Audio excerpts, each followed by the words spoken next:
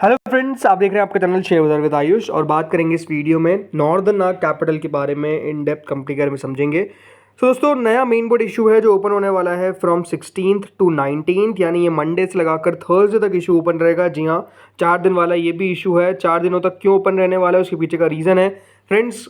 16th को यानी कल सेटलमेंट हॉलीडे है। इसके कारण जो IPOs ओपन हुए हैं उनको 4 दिन तक यहाँ पर दे दिया गया, नहीं 1 दिन और एक्सटेंड कर दिया गया है, तो ऑलरेडी पहले से ही था। 10 रुपये की दोस्तों फेस वैल्यू है इस कंपनी की। 249 से लगाकर 263 का प्राइस बैंड है। 57 शेयर्स का लॉट साइज है। करीबन 777 करोड़ का इशू है, जिसमें से मेजर पोर्शन है फ्रेश इशू का 500 करोड़ का, और बचा हुआ बाकी का ऑफर फॉर सेल है 277 करोड़ का। इसमें कंपनी ने अपने एम्प्लॉयज़ के लिए 24 रुपीज़ पर शेयर का डिस्काउंट भी रखा है। तो BSE NSE दोनों पर हमको ये लिस्ट भी होता हुआ दिखेगा।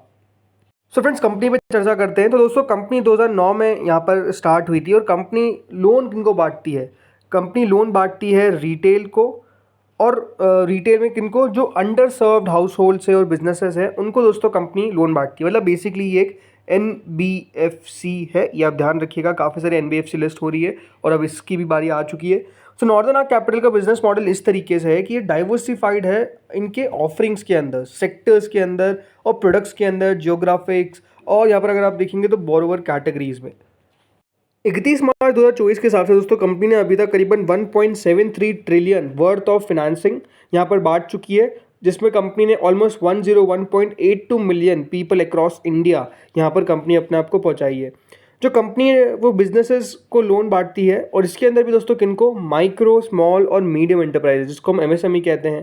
देन इसके अलावा दोस्तों कंपनी जो लोन बांटती है वो बांटती है इन finance, micro finance, consumer finance, vehicle finance, affordable housing finance, agriculture finance. इन जगह पे दोस्तों कंपनी जो है वो बेसिकली लोन बांटती हुई नजर आती है।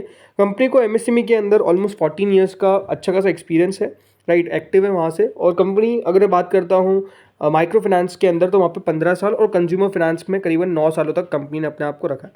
जो कंपनी है, जैसे मैंने कहा, वो रिटेल लेंडिंग मार्केट के अंदर भी है और इनके मल्टी चैनल यहाँ पर अप्रोच है। तो इसमें जो पहला है वो है लेंडिंग। इसमें दोस्तों कंपनी यहाँ पर लेंडिंग एक्सटेंड करती है कंपनी अपने बैलेंस शीट से to originator partners in the form of loans या फिर इन्वेस्टमेंट, जो इनके debt to enable on lending to retail customer. मतलब जो इंटरमीडिएट रिटेल लेंडिंग होती है वो यहाँ पर कंपनी है। डायरेक्ट टू कस्टमर लेंडिंग भी कंपनी करती है, या तो वो कोलैबोरेशन में कर लेती है, या तो दोस्तों रिटेल लेंडिंग उनके पार्टनर्स के साथ करती है, राइट। कंपनी का जो अभी AUM है वो आप देख सकते हैं करीबन 1,17,100 के आसपास आपको कंपनी का यहाँ पर 100 मिलियन के आसपास कंपनी का आपको AUM देखने को मिल जाएगा, जिसमें करीबन 671 डिस्ट्रिक्ट्स और 28 स्टेट्स के अंदर कंपनी आपको लोकेटेड है। 7 यूनियन टेरिटरीज भी इसमें आ गई है। प्लेसमेंट होता है फिर दोस्तों दूसरा, जिसमें कंपनी अपने लोन्स को इनेबल करती है। जो ओरिजिनेटर पार्टनर है उसके वेरियस फाइनेंसिंग प्रोडक्ट्स हैं जो कंपनी देती है, तो वहाँ पर भी कंपनी का अच्छा खासा AUM है। और तीसरा आता है फंड मैनेजमेंट, जिसमें कंपनी डिबेंचर फंड्स और यहाँ पर पोर्टफोलियो मैनेजमेंट सर्विसेज प्रोवाइड करती है, जिसमें कंपनी का जो टोटल वॉल्यूम है वो 1,20,785 मिलियन के आसपास है, जो करीबन 10 अल्टरनेटिव फंड्स के थ्रू जाता है, जिसमें कंपनी के 3 पोर्टफोलियो मैनेजमेंट सर्विसेज फंड्स भी है, ये भी कंपनी ने बताया है। सो इस तरीके से दोस्तों कंपनी का बिजनेस है। कंपनी अपने बिजनेस को बहुत ज़्यादा टेक्नोलॉजी के साथ भी चलाती है। तो इसमें दोस्तों कंपनी का एक पहला टेक्नोलॉजी आता है निम्बस। ये एक क्यूरेटेड डेट प्लेटफॉर्म है जिसमें end to end processing of debt transactions company करती है। सेकंड आता है NPOs, जिसमें कंपनी जो है वो लेंडिंग करती है को ऑर्गेनाइजेशन के साथ। टेक्नोलॉजी सॉल्यूशन बेस्ड होता है ये भी, जिसमें एप्लीकेशन प्रोग्रामिंग इंटरफेस होता है, राइट। तीसरा है दोस्तों न्यू स्कोर, जिसमें company customise machine learning based analytical module से यहाँ पर ओरिजिनेटर पार्टनर्स को लोन यहाँ पर अंडरराइट करके देती है। और चौथा आता है जिसमें अल्टीफाई, जिसमें कि ये alternative retail debt investment platform है जो बेसिकली कंपनी चलाती है। तो देखिए इतना इंटरेस्टिंग टाइप ऑफ दोस्तों इन्होंने बना रखा है। अब कोई भी बिजनेस है तो स्ट्रेंथ होगी, वीकनेस होगी। पहली स्ट्रेंथ क्या है? ये दोस्तों एक NBFC है जो लगातार growing and diverse pool of originator partners है इनके पास, इन्वेस्टमेंट पार्टनर्स है, वैरायटी ऑफ इंडस्ट्री है। सेकंड, जो भी आपको बताया इनकी निम्बस टेक्नोलॉजी, ये दोस्तों जो टेक्नोलॉजी है इससे कंपनी ने अपने आप को भी डेवलप किया है। Enable them to expand their commercial options while also improving productivity. Obviously बात है, प्रोडक्टिविटी इंक्रीज होती है। तीसरी बात, जियोग्राफिकली अगर देखा जाए तो in terms of offer, product and borrower groups they are quite diverse. मतलब कंपनी अपने आप को बहुत डाइवर्सिफाई कर रखा है। चौथा, लगातार सालों में अगर आप देखेंगे तो कंपनी ने अपने बिजनेस को यहाँ पर रिफाइन किया है और इन्हांस किया है, और रिस्क मैनेजमेंट मेथड को भी डेफिनेटली कंपनी ने अच्छा किया है। अब रिस्क क्या है?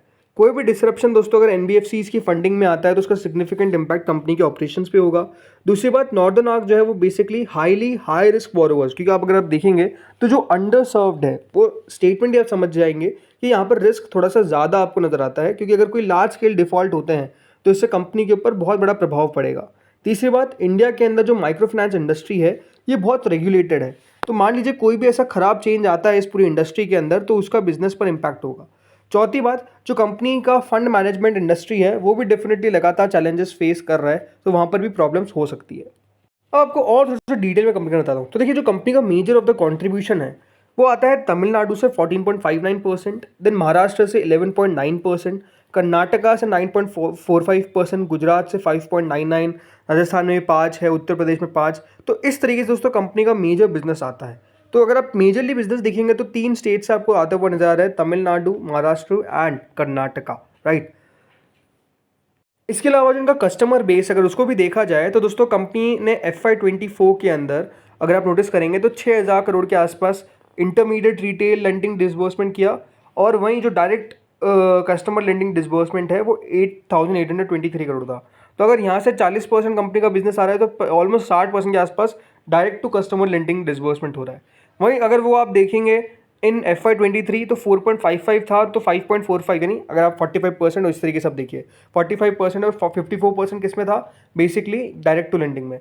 देन इससे पहले जो FY22 में दोस्तों कंपनी का जो इंटरमीडिएट लेंडिंग था वो 62% था, और 37% क्या था FY22 में जो डायरेक्ट टू कस्टमर लेंडिंग है। यानी जो कंपनी का सेगमेंट है direct to customer lending disbursement वो लगातार दोस्तों बढ़ता हुआ दिख रहा है, ये साफ दिखता है।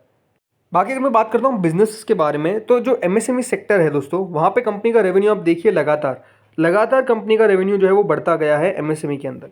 माइक्रो फाइनेंस में दोस्तों अगर आप देखेंगे तो 8,000 करोड़ था पिछले साल तक, लेकिन इस बार वो 7,622 करोड़ ही आया। कस्टमर फाइनेंसिंग में दोस्तों कंपनी लगातार अपने आप को एक्सपांड करती जा रही है, वहाँ पे कंपनी का रेवेन्यू बहुत तेज़ी से ग्रो कर रहा है। आप देखिए 10,000 करोड़ पे कंपनी का दोस्तों यहाँ पर जो कस्टमर फाइनेंसिंग में यहाँ पर रेवेन्यू है वो पहुँच चुका है। वही व्हीकल फाइनेंस में दोस्तों कंपनी लगातार अपने आप को कम करती जा रही है, दिखता है, जैसे 3,463 करोड़, 2,076 करोड़, अब बस 1,900 करोड़ रह गया है। वहीं अफोर्डेबल हाउसिंग में भी दोस्तों कंपनी अपने आप को एक्सपांड कर रही है, 1,000 करोड़ तक यहाँ पर पहुंच चुका है। एग्रीकल्चर के अंदर भी कंपनी अपने आप को एक्सपांड करती हुई नजर आ रही है। अब देखिए जो पूरी इंडस्ट्री है ना, अगर मैं बात सिर्फ इस इंडस्ट्री की करता हूँ तो 17 से 18% की CAGR से लगातार ग्रो करती आ रही है। ये 100 ट्रिलियन के आसपास दोस्तों पहुंच जाएगी भाई फिस्कल 2026। जो डिमांड है दोस्तों for loans in the MSMEs वो लगातार बढ़ती हुई नजर आ रही है, भले वो कंज्यूमर फाइनेंस हो, व्हीकल फाइनेंसिंग हो, इसके अंदर लगातार ग्रोथ देखने को मिल रही है।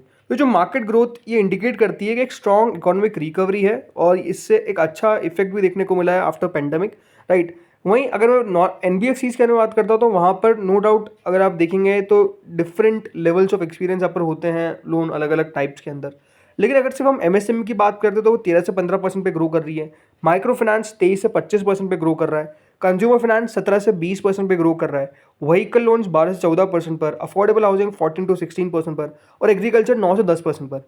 मतलब अगर आप नोटिस करेंगे तो लगातार दोस्तों ये जो एरियाज है ये ऑलमोस्ट 47% कॉन्ट्रीब्यूट करते हैं in the GDP of India. तो आप समझ सकते हैं कि इस पूरे इंडस्ट्री के अंदर बहुत ज़्यादा जगह है, तो एक अच्छी खासी यहाँ पर दोस्तों ग्रोथ की एक्सपेक्टेशंस है। इसलिए अगर आप कंपनी के रेवेन्यू भी नोटिस करिए, लगातार दोस्तों कंपनी का रेवेन्यू 916 करोड़, 1311 करोड़, 1906 करोड़। कंपनी का जो सिर्फ रेवेन्यू है वो 45% तक दोस्तों ग्रो किया है अगर हम एक साल की बात करते हैं यहाँ पे। प्रॉफिटेबिलिटी आप देखिए 181, 242, नाउ 370, तो यहाँ पर भी आपको लगातार ग्रोथ देखने को मिल रही है, अच्छी बात है। अब वैल्यूशन पे आते हैं। वैल्यूशन दोस्तों कंपनी मांग रही है 13.36 पोस्ट IPO। और यहाँ पर जो बाकी कंपनीज है लाइक 5 स्टार बिजनेस फाइनेंस वो ट्रेड करता है 26 के पी पे, देन SBFC फाइनेंस 36 के पी पे, क्रेडिट एक्सेस ग्रामीण जरूर 13 की पी पे आपको मिल जाता है, फ्यूजन माइक्रो फाइनेंस 6 की प्राइस पे मिल जाता है, बट बजाज फाइनेंस आप देखिए बड़ी कंपनी नो डाउट, बट 30 की प्राइस पे ट्रेड करती है। चोलामंडलम 36 की प्राइस पे ट्रेड करती है। पूना वाला फिनकॉर्प 17 की पी पे, और मैस फाइनेंशियल सर्विसेज 18 की पी पे।